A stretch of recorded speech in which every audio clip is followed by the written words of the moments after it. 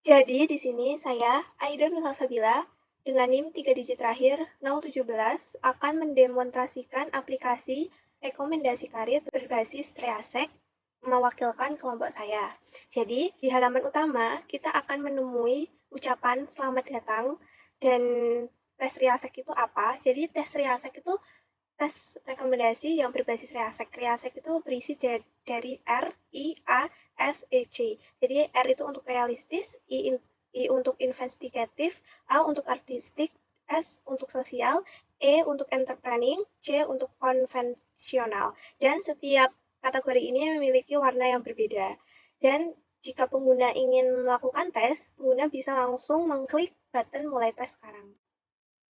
Saat pengguna telah mengklik button mulai tes sekarang, pengguna akan menemui halaman tes Riasek yang nantinya akan berisi 42 pertanyaan dan pengguna bisa memilih dan menjawab pertanyaan itu tergantung dengan kepribadian mereka dengan opsi jawaban tidak dan ya.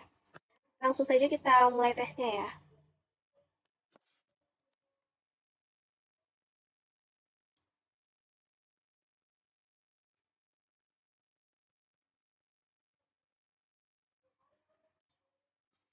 Setelah pengguna telah melakukan tes dengan menjawab 42 pertanyaan, pengguna akan diarahkan ke halaman lihat hasil. Jika pengguna ingin melihat hasilnya, pengguna bisa langsung mengklik button lihat hasil.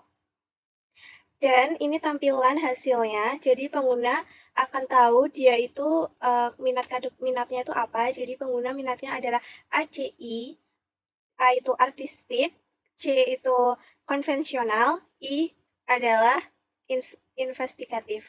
Terus kan ini ada skor yang sama ya. Semisal skor yang samanya ini kan 5. Nah, nanti kenapa ini bisa A duluan baru C? Karena di program ini ada dua kemungkinan. Yang kemungkinan pertama akan diurutkan berdasarkan skor tertinggi. Tapi bila skor tertingginya ada yang sama, akan diurutkan berdasarkan urutan dari R sampai C. Jadi urutannya dari R, I, A, S, E, baru C gitu.